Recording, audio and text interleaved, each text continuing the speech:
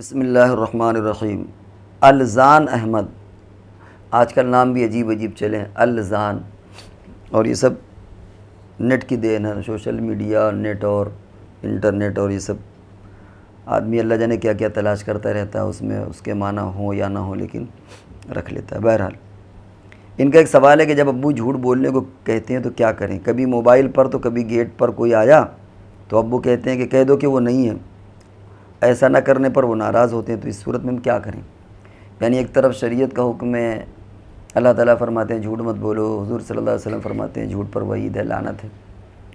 اور دوسری طرف یہ ہے کہ والد ناراض ہوں گے کہ تم نے ایسا کیوں کیا، تم سچ کے چکر میں پڑے، اور یا مجھے پرابلم ہو رہی ہے، بات ہوتے ہیں، کوئی تقاضے والا آ گیا، کوئی کسی اور کام سے آ گیا، تو ابھی بیچارہ بیٹا ہے بیٹی ہے، کیا کرے؟ فون پر کہہ دیا، کہہ دو ابو گھر میں نہیں ہے، یا دروازے پر کسی نے نوک کیا، بھیج دے کہ جاؤ ابو گھر میں نہیں، تو یہ جھوٹ ہے، ایسی شکل میں کیا کیا جائے؟ تو یہ تو واقعی بڑا مسئلہ ہے، لیکن خوشی ہے کہ کم سے کم آپ نے یہاں تک سوچا، ورنہ عام طور سے تو لوگوں کے ذہن میں بھی نہیں ہوتا کہ اب جھوٹ بول رہے ہیں۔ انہوں نے کہہ دیا ابو نے کہ جو کہہ دو کہ فون پر کہ نہیں ہے، تو کہہ دیا نہیں ہے، دروازہ کھول کر کے بولا بھائی ابو ہے، انہوں نے کہا کہ نہیں ہے،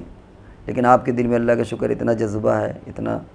شریعت کے تعلق سے، کہ اتنا اپنے یہاں تک سوچا کہ ہم ایسے موقع پر کیا کریں۔ حدیث میں آتا ہے لا طاعۃ لمخلوق فی معصیۃ الخالق، کہ اللہ کی جہاں نافرمانی ہو رہی وہاں مخلوق کی اطاعت جائز نہیں ہے، لہذا ایسی شکل میں جھوٹ بولنا یہ اللہ کی نافرمانی ہے، تو اب باپ کی بات کو یہاں پر نہیں مانیں گے،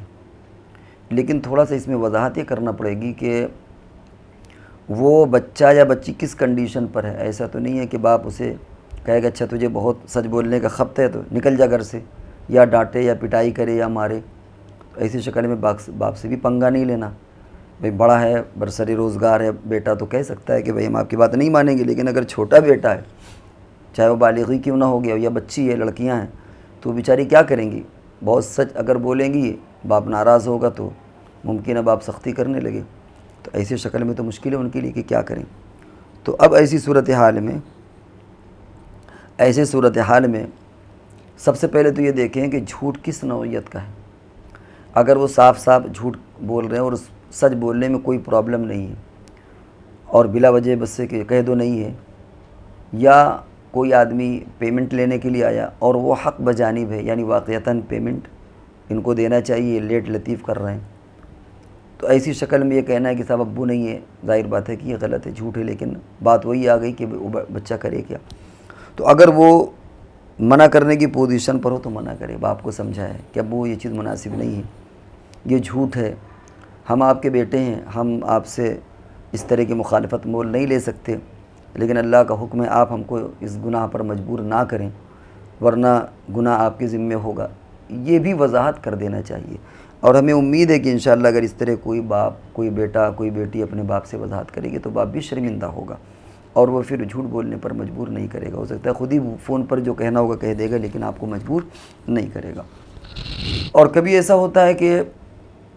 جھوٹ بولنے میں کوئی حرج نہیں ہوتا، مثال کے طور پر کچھ یار دوست ہوتے ہیں جو وقت کو برباد کرتے ہیں، یا وہ کہیں ایسی جگہ پر لے جانا چاہتے ہیں جہاں جانا صحیح نہیں ہے، اب وہ آگے بلانے کے لیے نوک کیا کہ دیکھو ابو ہیں گھر میں، فلاں جگہ جانا ہے، اور یہ جانتا ہے کہ یار ٹال دو ان کو، کیونکہ جائیں گے تو گناہ کی جگہ پر ہے۔ کوئی تقریب ہے جہاں خرافات ہو رہی ہے، وہ کہے گا یار چلو ساتھ میں، یہ کہتا ہے نہیں صاحب وہاں تو خرافات ہو رہی ہے، ہم کو نہ لے جائیے، کہتا ہے ارے چلو یار، بہت سی جگہوں پر ایسا ہوتا ہے، وہاں پر جھوٹ بولنے میں کوئی حرج نہیں۔ جھوٹ کی بھی بہت سی کیٹیگری ہوتی ہیں، کیونکہ وہ گناہ سے بچنے کے لیے ایک جھوٹ کا سہارا لے رہا ہے۔ بہت سے موقعوں پر ایسا ہوتا ہے کہ صاف تعلقات بھی برقرار رکھنا ہوتا ہے،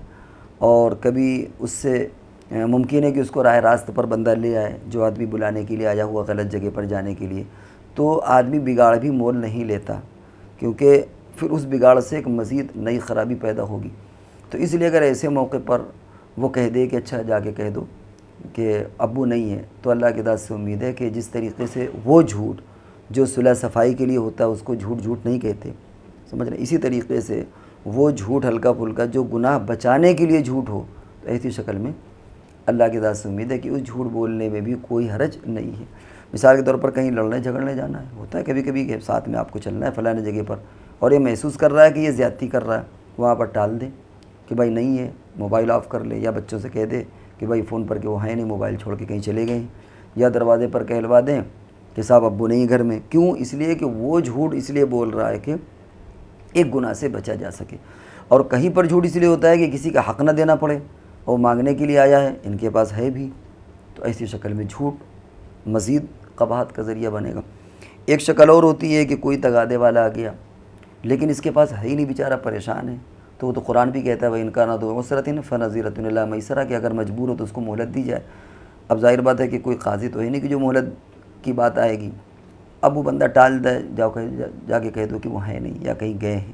تو ایسی شکل میں بھی یہ جھوٹ کا درجہ کم ہو جائے گا. تو جھوٹ کی بھی کیٹیگری ہوتی ہیں، ایسا نہیں کہ ہر جھوٹ ایک ہی کیٹیگری کا ہو. کوئی جھوٹ بہت سنگین ہوتا ہے، اس کے گناہ اور اس کی سنگینی بہت زیادہ ہوتی ہے. کوئی بیلنسنگ ہوتا ہے. کوئی جھوٹ ایسا ہوتا ہے کہ جس جھوٹ میں بھی ثواب ملتا ہے، جیسے صلح صفائی کرا دینے کے لیے آپ کو ہلکا پھلکا جھوٹ بولنا پڑ جائے.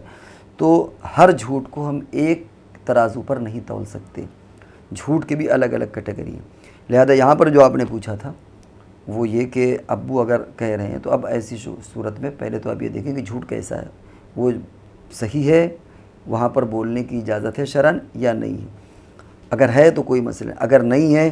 تو اب آپ کتنے بڑے ہیں، ابو کو نصیحت کر سکتے ہیں یا نہیں؟ بیٹا بھی نصیحت کر سکتا ہے باپ کو. اگر نصیحت کر سکتا ہے تو پہلے بیٹے کو یا بچی باپ سے کہنا چاہیے.